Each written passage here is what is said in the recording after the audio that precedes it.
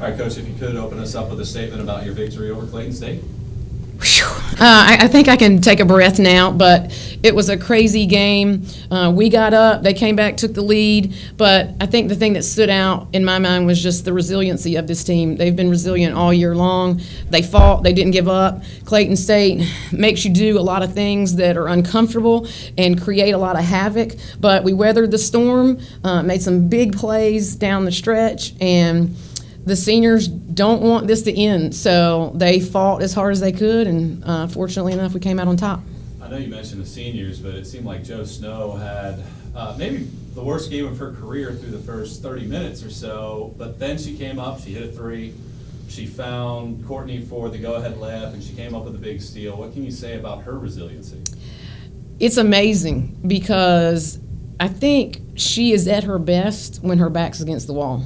And she's had some other games like that too, where maybe things weren't going her way.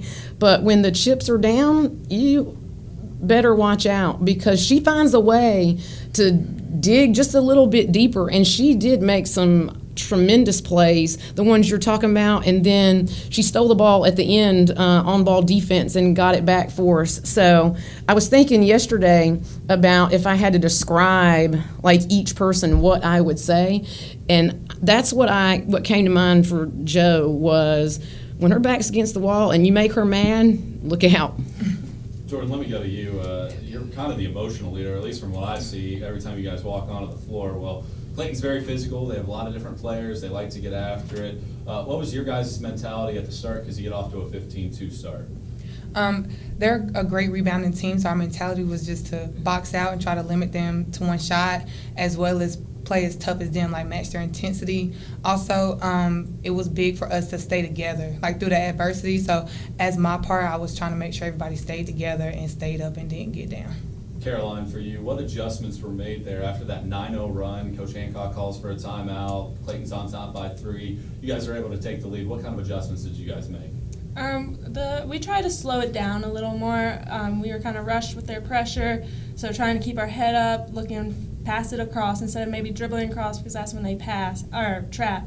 So that was the main thing to change the turnovers. You guys get ready for either North Georgia or Emmanuel. What do you guys need to do over the next, I guess you get a little bit more time, a little more than 24 hours to get ready for either the Nighthawks or the Lions?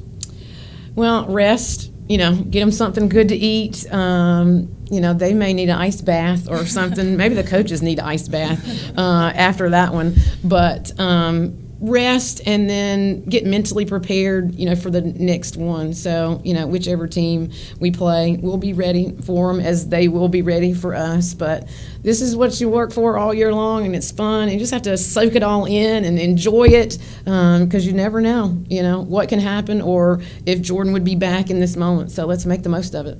Any other questions? That pressure really bothered you, but then you just drew a line and took the game back over. Like you started strong and ended strong.